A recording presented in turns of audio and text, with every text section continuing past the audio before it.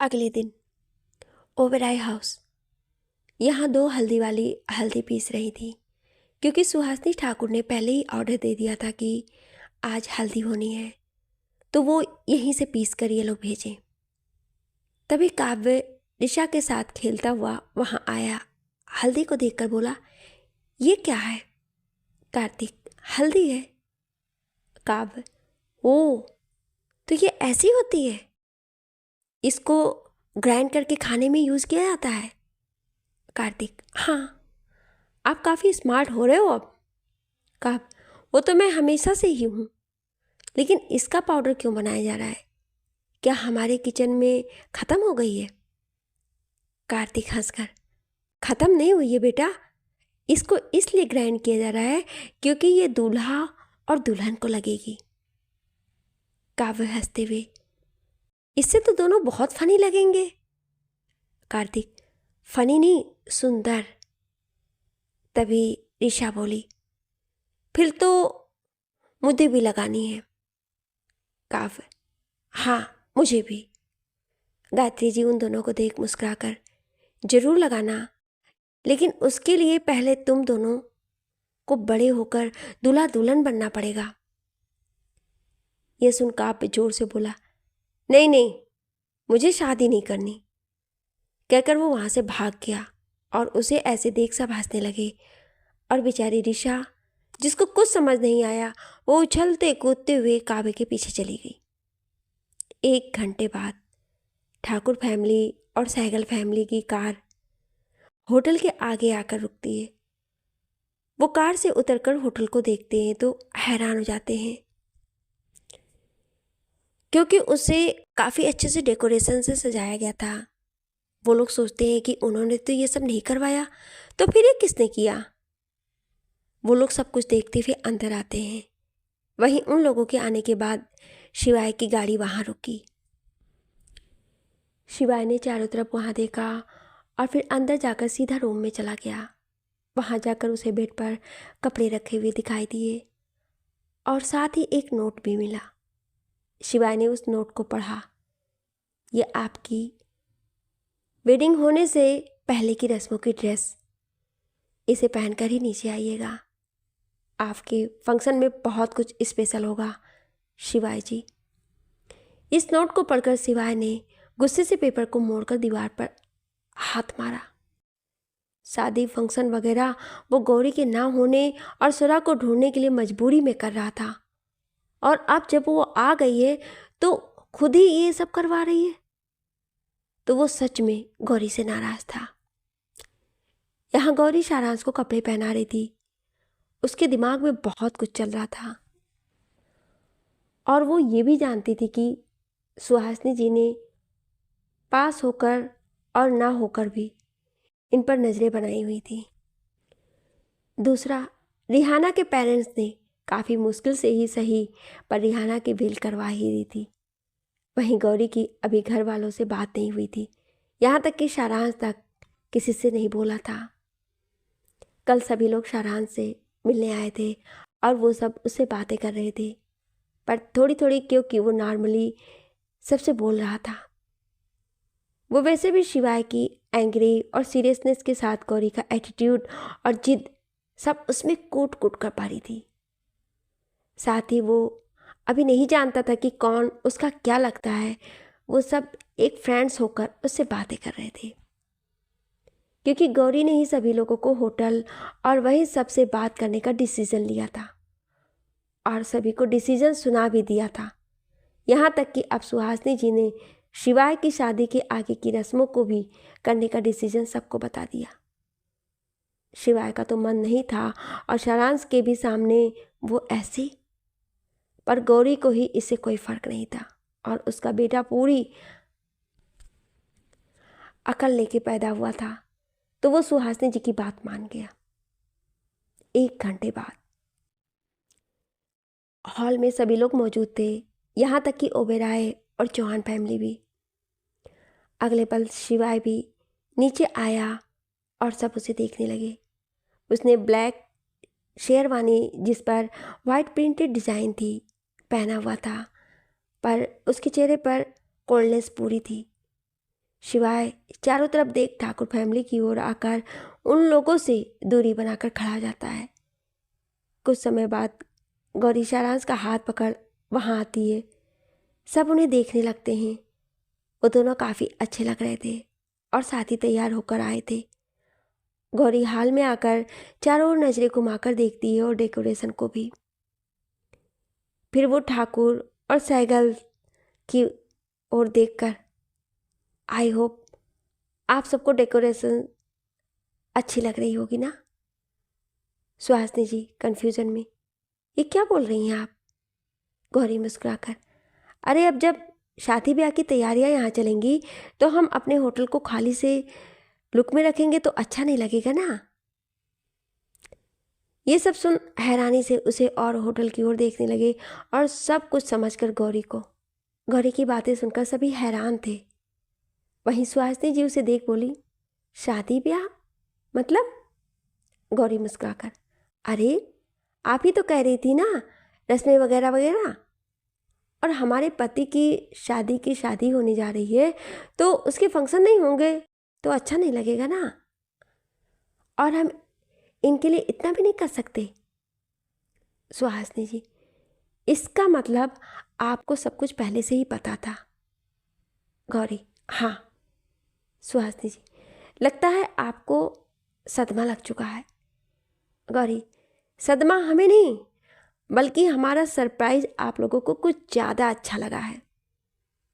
सुहासिनी जी, तो जब आपको सब पता था और आपने सब होने भी दिया तो आप यहाँ फिर तमाशा ही करने आई होंगी ना। गौरी, नहीं, बल्कि जो होने दिया था उसके आगे का जारी रखने के लिए आए हैं। सुहासिनी जी, तो आपको जरा भी फर्क नहीं है कि आपके पति किसी और से? गौरी, ना ना ना, फर्क बल्कि हमें तो कुछ और चाहिए। सुहासिनी जी, क्या चाहिए? गौरी मुस्कुराकर, आपको हमारी चाहत से कोई फर्क नहीं होना चाहिए। आप अपनी चाहत का कीजिए ना।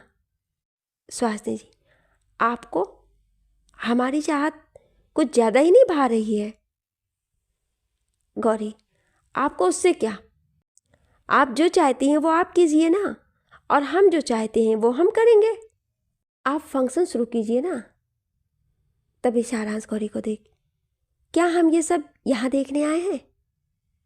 गौरी उसे देख मुस्कुराकर, नहीं बेटू, आप बस एंजॉय करो, धीरे धीरे आपको सब पसंद आएगा। कहकर वो एक टेबल पर उसके साथ आकर बैठ गई और सब देखने लगी।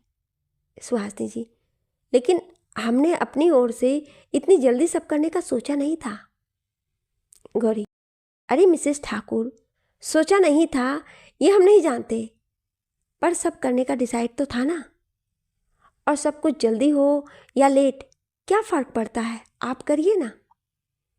सुहासिनी जी, लेकिन इसमें हमारी कुछ तैयारी नहीं है और ना ही कुछ तैयार है, तो हम इन सब के कोई पैसे नहीं देंगे। गौरी मुस्कुराकर, मिसेस ठाकुर, हम आपसे पहले ही कह चुके हैं, आपके चंद रुपए हमारी इज्जत से बड़े नहीं हैं, और तैयारियों की चिंता आप मत कीजिए, हमने सब पहले ही करवा दिया है। उसकी बात सुनो, एक जगह देखी जहाँ सब रेडी था। सुहासिनी जी उसे देख कुछ देर देख शिवाय से बोली, शिवाय चलिए। कहकर गौरी को देख मन में सोची, ये लड़की जरूर कुछ बड़ा सोच कर आई है। शिवाय, गौरी और सारांश को देख एक जगह आकर बैठ गया। अगले पल सुहासिनी जी रिहाना को भी जाने को कहा और गौरी को देखने लगी। रिहाना बिना किसी एक्सप्रेशन के शिवाय के पास जाने लगी कि वहीं सुहासिनी जी को अपनी ओर देखता देख गौरी बोली, लगता है आप बहुत बेसब्री से हमारी चाहत को जानना चाहती हैं कि हम क्या चाहते हैं। ये सुन सभी ने उसे देखा और रिहाना भी अपनी जगह रुककर उसे देखने लगी। सुहासिनी जी उसे देखकर, अगर आप बताना चाहती हैं तो बता दीजिए कि आप क्या चाहती हैं। गौरी शिवाय की ओर एक नज़र देख मुस्कुराकर, डाइवोर्स। ये सुन सभी एकदम हैरानी से उसे देखने लगते हैं। वहीं शिवाय उसे एक नज़र देख नजरें नीचे कर लेता है। सुहासिनी जी, डाइवोर्स? गौरी, बिल्कुल, क्योंकि हमें अपने से कोल पति की तरह ज़्यादा रिश्ते बनाने और निभाने या ज़बरदस्ती निभाने का शौक़ नहीं है, और हम नहीं चाहते कि हम किसी की सौतन बने, वरना रिहाना को अजीब लगेगा कि वो मिस्टर ठाकुर की वाइफ बनने की जगह हमारी सौतन और हम उनकी सौतन बन जाएं। हमने सही कहा ना मिस सौतन साहिबा? कहकर वो टेढ़ी मुस्कान से रिहाना को देखी।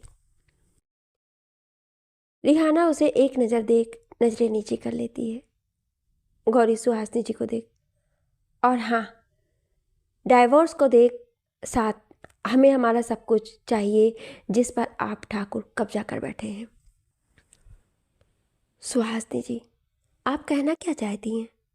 गौरी, हम ऐसी छोटी बातें करना तो नहीं चाहते, पर जैसे छोटी सोच वालों को समझाने के लिए बता देते हैं कि सुरा सिंह ठाकुर मिस्टर राज सिंह ठाकुर की बेटी यानी ठाकुर खानदान की पूरी जायदाद की इकलौती है, जिसके ठाकुर के साथ साथ ठाकुर इंडस्ट्री भी उसके नाम है। और राज के चले जाने के बाद सुरा पूरी तरह से मिस्टर शिवाय सिंह ठाकुर की लीगली डॉटर है, जो खुद राज ने ही उसे उन्हें सौंपा था। तो सुरा के सब कुछ पर शिवाय का ही हक हुआ, और उनकी पत्नी होने के नाते उन सब पर हमारा नाम। ये सुन सुहासिनी जी उसे देख जोर से, ये क्या बोल रही हैं आप? गौरी, क्यों? आपको अपना और शिवाय का रिलेशन नहीं पता? और राज के बाद उसकी जगह शिवाय को ही आपने शिवाय सिंह ठाकुर की पोजीशन दी थी, तो आपके प्यारे पोते ने आपको बताया नहीं उनकी सारी प्रॉपर्टी उन्होंने हमारे नाम कर दी है, और सुरा की नामनी में भी हमारा ही नाम है। आई एम राइट शिवाय? कहकर वो शिवाय को देखी जो चुप था, और ये देख वो सोच में पड़ी और फिर नॉर्मल हो गई। वहीं ये सब सुन सब हैरान हो गए, और सबसे ज़्यादा सुहासिनी जी। वो शिवाय को देख, ये लड़की क्या कह रही है? शिवाय? शिवाय उन्हें देख, वो सच कह रही है। गौरी, अब तो यकीन हो गया? सुहासिनी जी, माना, पर सुरा के उन सब पर होगा, लेकिन राज से भी हमारा रिश्ता है, और हमारा उससे खून का रिश्ता था। गौरी हंसकर, खून का रिश्ता? वही खून का रिश्ता जिसने आपकी मर्जी के खिलाफ जाकर अपने प्यार से शादी की, और आपने उसे सबसे बेदखल कर दिया, और जब वो आपसे भी ऊंची पोजीशन पर पहुंचा तो खून के रिश्ते का औहदा देकर उसे बहलाकर अपने पास बुलाया और ज़िंदगी बर्बाद कर दी। कहकर वो उन्हें गुस्से से देखी, और बाकी सबको राज की याद आ गई, खासकर शिवाय को, पर वो चुप रहा। गौरी नॉर्मल होकर, खैर, आपके लिए होगा कि खून के रिश्ते खून के होते हैं, मन हो या ना हो निभाने ही होते हैं, और खुद के स्वार्थ के आगे उस खून की भी परवाह नहीं होती है, और जब खुद कंगाल होने को हो तो खून के रिश्ते याद आते हैं। हाँ? उसके बाद सुन सुहासिनी जी की बोलती बंद हो गई।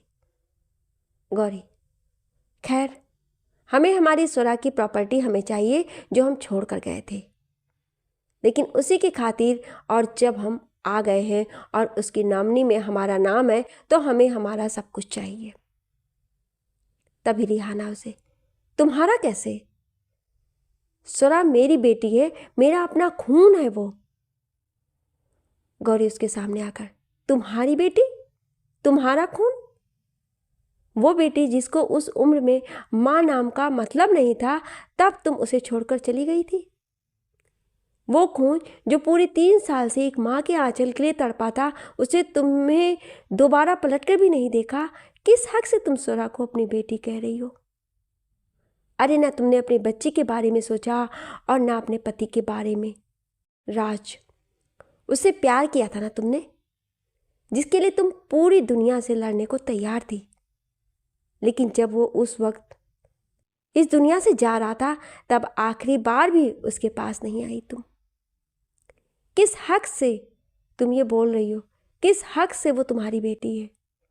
एक छोटी सी उम्र में उस बच्ची के सर पर से उसके पिता का साया उठ गया था, तब शिवाय ने थामा था, उसे, और जैसे तुम अब शिवाय की ज़िंदगी में आ रही हो, अगर तब 6 साल पहले आ जाती ना तो सुरा को ज़रूरत के वक्त में माँ की कमी महसूस नहीं होती, और तब तुम्हारे से यह हक शब्द अच्छा भी लगता। गौरी की बातें सुन रिहाना का शरीर सुन्न पड़ गया और उसने कसकर अपनी आंखें बंद कर ली। गौरी ने यह नोट किया, पर वो बात जारी रखते हुए बोली, खैर तुमसे क्या कहना, सुरा की माँ होते हुए भी वो उसके पास नहीं थी, लेकिन तब हमने उसे वो माँ का आंचल दिया था। उस वक्त हम देर से आए, लेकिन उससे मिलकर उसकी माँ बनने में हमने जरा भी देर नहीं की। फिर नमाकों से, और आज वो जहाँ कहीं भी है बस सही सलामत हो, ये हमारी प्रार्थना है। हम नहीं जानते वो कहाँ है, पर हम आज भी उसे याद करते हैं, और वो भी जरूर करती होगी, हमको सिवाय बाकी सबको। क्योंकि खून के ना सही पर सच्चे और अपनेपन के नाते में हम दोनों उसके माता पिता हैं, और सुरा भी हमें यही मानती है और हमें ही उसने माँ माना है। हमें आज भी याद है पहली बार उससे मिलने पर हमने खुद को उसकी मम्मा कहा था, तो उसने भी हमें मम्मा ही कहा था। तो सुरा हमारी बेटी है, हमें यकीन है वो हमें ज़रूर मिलेगी, और उस पर और उसके सब कुछ पर हमारा हक है। इसलिए ठाकुर प्रॉपर्टी भी हमारे में आती है और हम वहीं जाएंगे। कहकर वो सारांश के पास आती है और उसका हाथ पकड़ उसे उठाकर बोलती है, चलिए सारांश। कहकर वो उसे ले जाने लगी। तभी शिवाय उसे रोकते हुए ऊंची आवाज में बोला, आपको जहां जाना है वहां जाइए, पर सारांश कहीं नहीं जाएगा। ये सुन सारांश पूरे गुस्से से उसकी ओर देख बोला, और मेरी मम्मा जहां जाएगी मैं उनके साथ वहीं जाऊंगा। ये सुन सभी उसे देखने लगे और शिवाय चुप हो गया। इस वक्त वो पूरा गौरी शिवाय की डिक्टो कॉपी लग रहा था। शिवाय अपनी जगह से उठकर, पर हम तुम्हें अपने बिना नहीं रहने देंगे। सारांश भी उसी टोन में, और मैं अपनी मम्मा के बिना कहीं नहीं रहूंगा। शिवाय एक नज़र सुहासिनी जी को देख सारांश, तो सारांश हमारे पास रहेगा, या यूं कहें कि हम वहां रहेंगे जहां सारांश रहेगा। सारांश उसकी ओर एक कदम बढ़ाकर, मैं कहीं भी रह सकता हूं, पर मेरी मम्मा मेरे साथ रहेंगी। उसकी बात सुन गौरी आईब्रो उठाकर सारांश को देख शिवाय को देखने लगती है। वहीं शिवाय गौरी को देख टेढ़ी मुस्कान से सारांश को देख मन में सोचा, बहुत खूब जान, आपने हमारे बेटे को 110% अपनी तरह बनाया है। गौरी सभी को एक नज़र देख सुहासिनी जी से, देखिए हमारे आने से पहले सुरा को जो कमी महसूस हुई, हम नहीं चाहते वो सारांश को भी हो। और मिस्टर ठाकुर सारांश के पिता हैं, हम सारांश को अब और उनसे दूर नहीं रख सकते। कहकर वो सारांश का हाथ पकड़ ले जाने लगी, और इस बार शिवाय ने उसे नहीं रोका। गौरी मैनेजर के पास आकर, मैनेजर साहब, हम दोनों का सामान ठाकुर हवेली पहुंचा दीजिएगा। कहकर वो पलट के ठाकुर फैमिली की ओर देख बोली, और आप सब भी वहीं यानी हमारे घर आ जाइएगा अपना सामान लेने, वरना हम बाहर फेंकवा देंगे। कहकर वो सारांश का हाथ पकड़कर वहां से ले गई। वहीं शिवाय गौरी के जाने के बाद सुहासिनी जी और उनके परिवार को देख ऊपर रूम में अपना लगेज लेने चला गया। वहीं गौरी ओबेराय फैमिली और चौहान फैमिली को शॉक्ड में डालकर चली गई। वहीं उस सन्नाटे को चीरते हुए ऋषा अपनी प्यारी सी आवाज में बोली, मम्मा मुझे निन्नी आई है। ये सुन सभी लोग होश में आते हैं।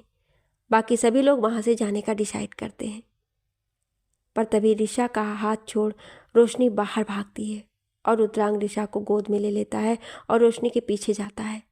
बाकी सभी लोग बाहर जाने लगते हैं। रोशनी बाहर आकर देखती है जहां गौरी नीचे बैठकर सारांश का सुलेस बांध रही थी। अगले पल गौरी लेस बांधकर उठती है तो उसके कानों में रोती सी आवाज पड़ी, भाभी। ये सुन गौरी पलटकर देखती जहां रोशनी नम आंखों से उसे देख रही थी, और एकदम उसके गले लग गई। गौरी ने भी उसे थाम लिया। अगले पल रोशनी उसे देखकर बोलती है, भाभी कहाँ चली गई थी आप? क्या आपको हमारी कभी याद नहीं आई? गौरी उसके गाल पर रख कर प्यार से बोली, जाना जरूरी था तो चले गए, और बात करें याद की तो हमें आपकी बिल्कुल भी याद नहीं आई। रोशनी रुआसी से, क्यों? गौरी, क्योंकि याद करने के लिए आप कोई भूलने की चीज़ थोड़े ना है। रुद्रांगरी शाह को गोद में लेकर बाकी सभी के साथ आते हुए, तो अब क्यों आई हैं? गौरी उसकी तरफ देखी पर कुछ बोली नहीं और रोशनी को देख प्यार से बोली, रात बहुत हो गई है, हम कल आप सबसे मिलने आएंगे। फिर वो राजेंद्र जी और विक्रम जी को देख बोली, पापा, बाबा साहब, प्लीज़। उसकी बात सुन सभी जाने लगे पर रोशनी गौरी को छोड़ने के लिए तैयार ही नहीं थी।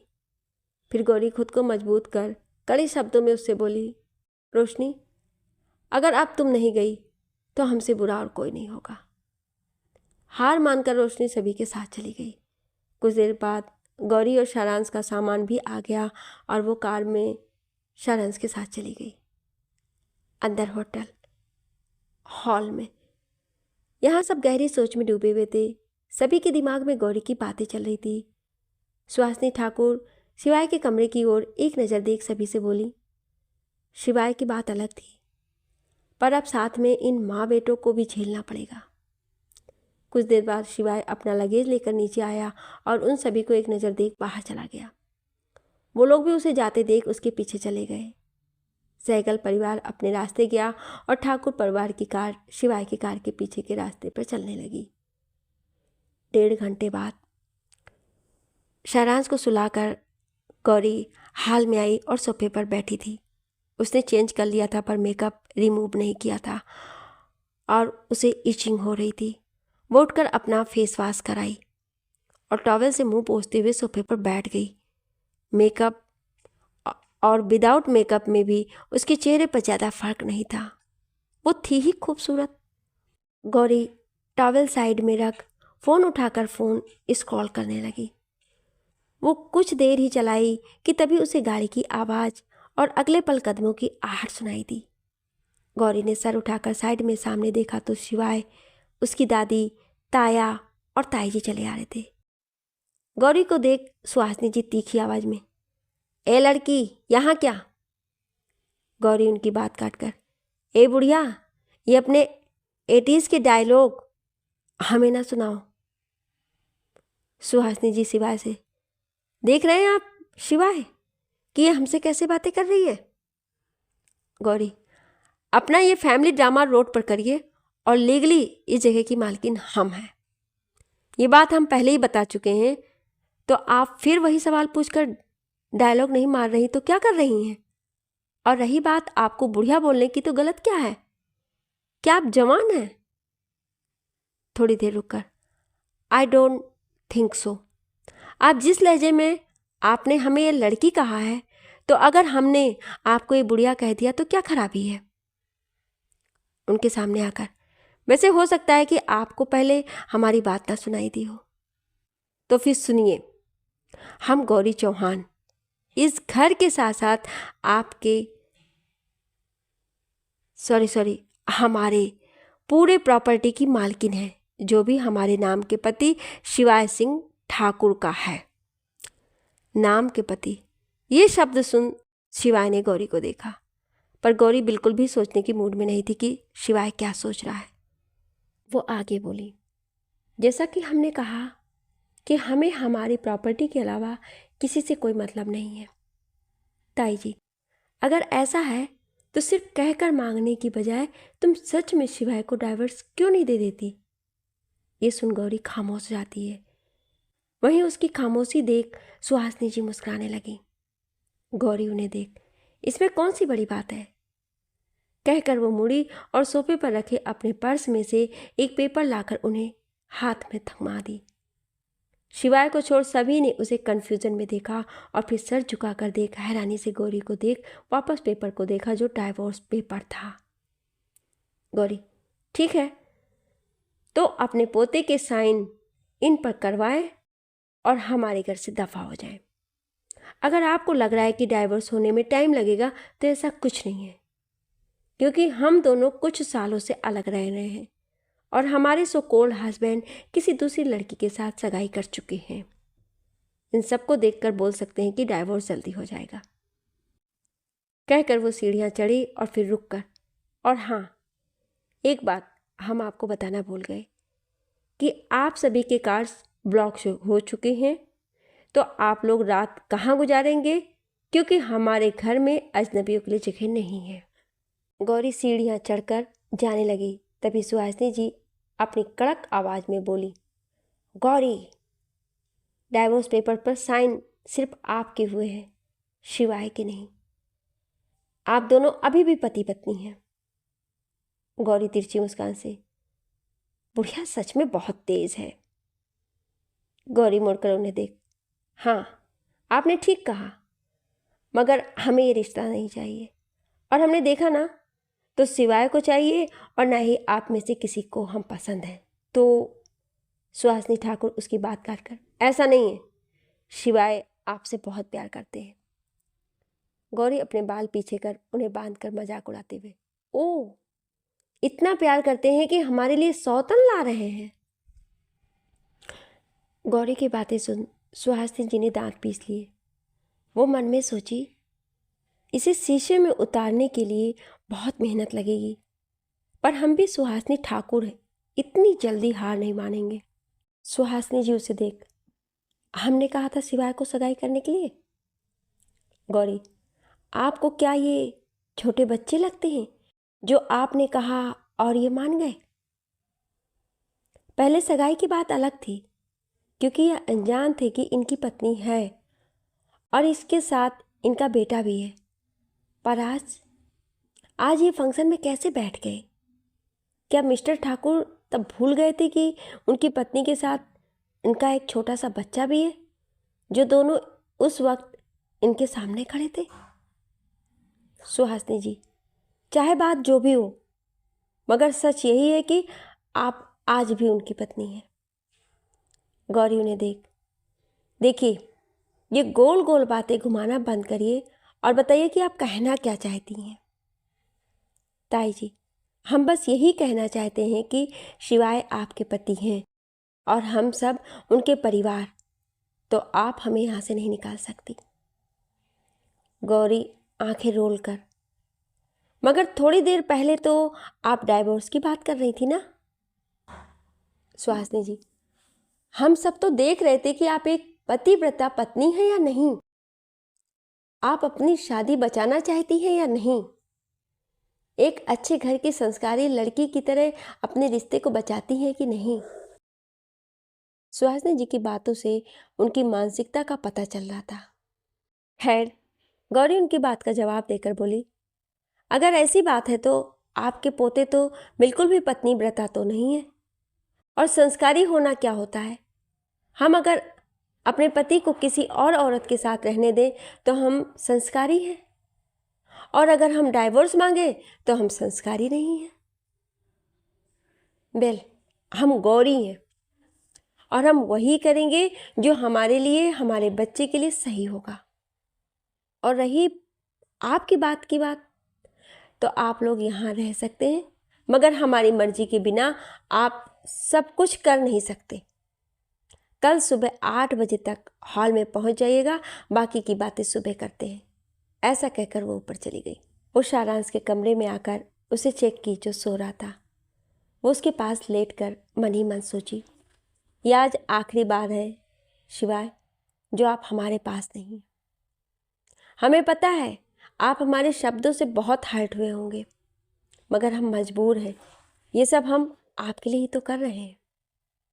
नीचे हॉल में सुहासिनी जी गौरी के बारे में उल्टा सीधा बोलते हुए शिवाय को देख बोली, शिवाय, आप उस लड़की के प्यार में इतने अंधे हैं कि आपको ना हम दिखे ना कोई और। आपने अपनी सारी प्रॉपर्टी और साथ ही सुरा की भी नामनी उसके नाम कर दी, और वो आपसे रिश्ता तक नहीं रखना चाहती।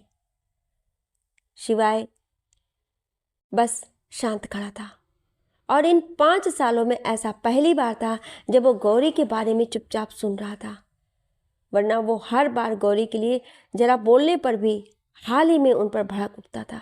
सुहासिनी जी उसे देखी। उन्हें लगा कि वो गौरी के लिए इतना सुनने पर भी नहीं बोला, पर उन्हें क्या पता, वो अपनी ही सोच में गुम सोच रहा था। पहले हम जानते थे, पर क्या अब गौरी सच में हमसे गुस्सा है? क्या वो सच में हमसे बात नहीं करना चाहती? क्या वो हमसे इतनी नफरत करती कि वो सोचकर वो डाइवोर्स पेपर को देखने लगा जो टेबल पर पड़े थे। सुहासिनी जी जब जी भरकर गौरी को कोस ली तो सर उठाकर शिवाय की तरफ देखी, जो चुपचाप उनकी बातें सुन रहा था। उन्हें लगा कि शिवाय के अंदर कड़वाहट पनप गई है।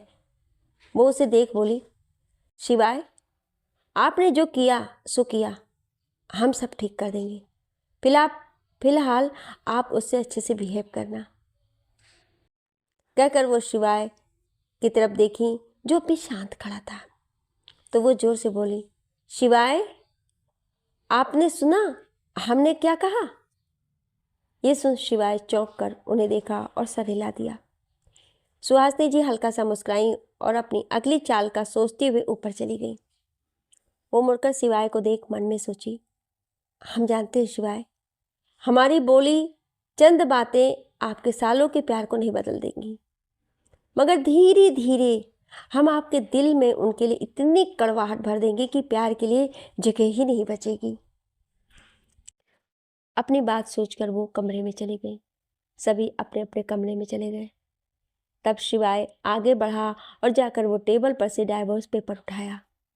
कोई ध्यान से देखता तो पता चलता कि उसके हाथ थोड़े कांप रहे थे। शिवाय का कमरा। शिवाय बालकनी में खड़ा उन डाइवोर्स पेपर में आग लगा रहा था। जब वो पूरा पेपर जलकर राख नहीं हो गया, उसका थोड़ा हाथ भी जल गया, पर शिवाय को उससे कोई फर्क नहीं पड़ा। वो आसमान में चांद को देखकर बोला, डाइवोर्स का ख्याल आपके मन में आया भी कैसे गौरी?